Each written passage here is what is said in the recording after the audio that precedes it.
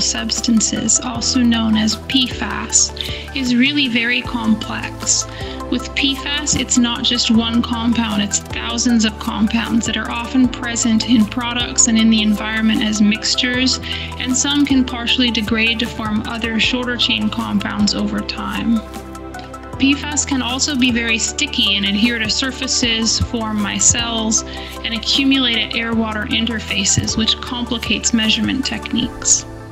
Some compounds are very stable and long-lived in the environment, and they don't degrade using conventional treatment approaches.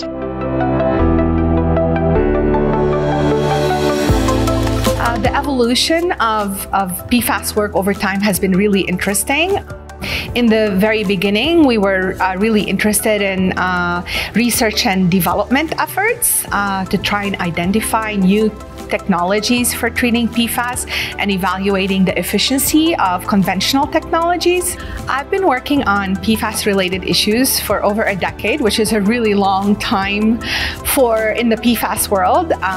This is sort of interest in PFAS and us hearing as the public about PFAS has been more recent. But I started working on PFAS issues for the Air Force when I was asked to help lead characterization and site investigation efforts to identify the nature and extent of PFAS contamination at two of their bases. And the work that we did about a decade ago helped inform the Air Force guidance on characterizing sites that were impacted by PFAS from the release of AFFF, or the foams that are used to fight fires at military installations.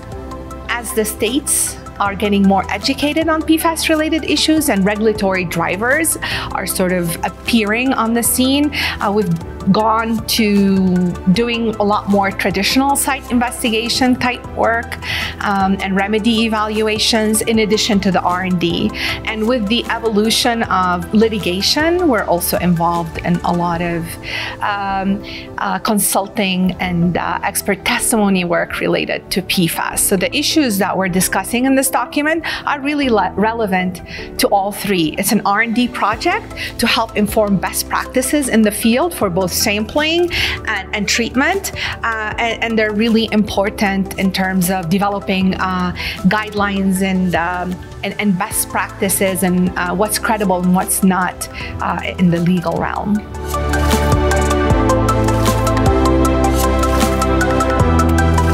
For this project, Geosyntec consultants worked with Dr. David Sedlak from the University of California at Berkeley, Dr. Christopher Higgins from Colorado School of Mines, and Dr. Jennifer Field from Oregon State University to develop lines of evidence and best practices for evaluating PFAS treatment technologies.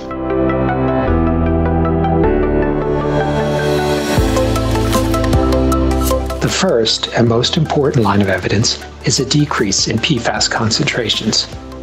But it's important to look beyond a decrease in the aqueous phase concentrations and use advanced analytical techniques to consider gains and losses and close the mass balance. The second line of evidence is that a plausible mechanism has been identified. The question that researchers need to ask themselves is whether the mechanism is consistent with the known chemistry of PFAS. What is the evidence that treatment occurs according to the proposed mechanism? And is the proposed mechanism consistent with the kinetics data, control results, or the detection of intermediate byproducts? The third line of evidence for destructive technologies is measuring the transformation products that are expected. Documenting intermediates and end products can help us close the mass balance and help us understand the mechanism as well as gauge the effectiveness of treatment. For any assessment, we want to make sure that we have sound data. For many PFAS compounds and matrices, there is simply no EPA-approved analytical method. CERTIP and ESTCP have done a great job in collecting best practices for PFAS researchers to follow. We have summarized these practices and others that researchers use to ensure data quality. This is best practice for any PFAS research.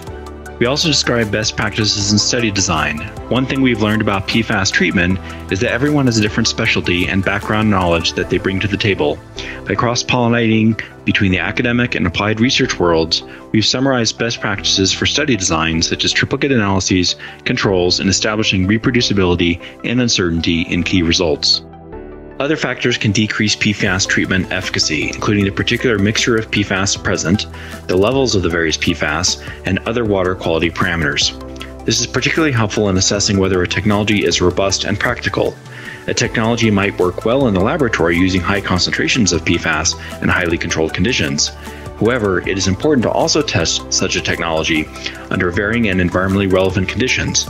For example, using natural waters as well as deionized water, assessing the effect of changes in ionic strength, pH, temperature, and other factors that could impact PFAS treatment efficacy. We need to know which factors are important before we can propose transitioning promising technologies to the field.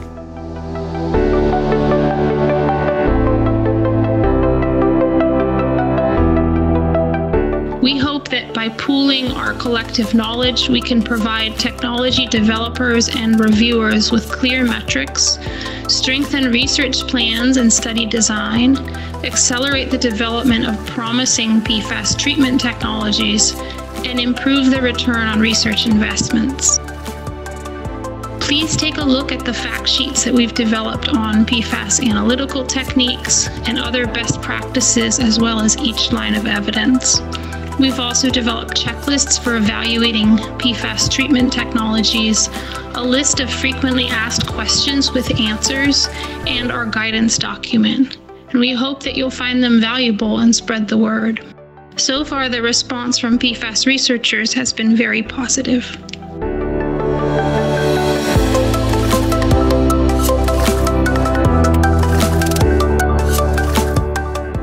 I'm working on a novel photocatalytic and combined nucleophile-based media which completely destructs and degrades PFAS solutions such that they remineralize in their component parts. Finding lines of evidence to prove that my material is actually completely destroying PFAS is really important to me, but also to the people who funded me, mainly because I need to prove that what I'm doing is providing the needed use for not only the taxpayers who funded my project through CERTIP, but also for me, such that I can show I'm being competitive and doing what I'm saying I'm doing.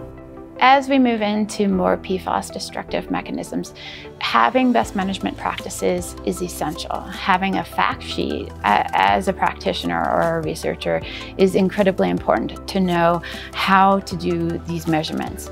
So the availability of this fact sheet would be important so that we know to use triplicate analysis, or we know to measure air volume or air concentrations in headspace above your solvated solutions. This is really important for everyone, not just for the researchers using it. It's for people to evaluate your technology and to make sure that your data meets these best management practices. We've actually been using that lines of evidence approach for quite some time, and it was really important in showing any kind of success from an innovative technology that you show transformation, not just loss of the compounds that you're targeting. And so looking at production of intermediates, production of inorganic products like fluoride and sulfate, those were really key to prove that you're actually getting transformation in your system. And then the other things that were important is just having good quality control to know that some of the things that you're measuring, fluoride, sulfate, that you have good analysis for them, not interfering peaks, and also that you don't have impurities that could be leading to those problems, because some of these things like fluoride and sulfate, they're in everything. So you have to make sure that they're not part of your controls and that you know what's going on. The lines of evidence report that's being developed by this project is really important to the work we're doing at the Colorado School of Mines. For example, the required lines of evidence when referring to the techniques that are used for analysis is very important, that we establish not only that we're seeing disappearance of our PFAS contaminants, but also that we are able to track the mass balance on the different byproducts formed, the fluorine, the carbon, etc. Because in order for us to demonstrate that the technology is working, we need to be able to show that we're not getting losses due to inadvertent processes that might be occurring in the system, and that it truly is due to what we're studying.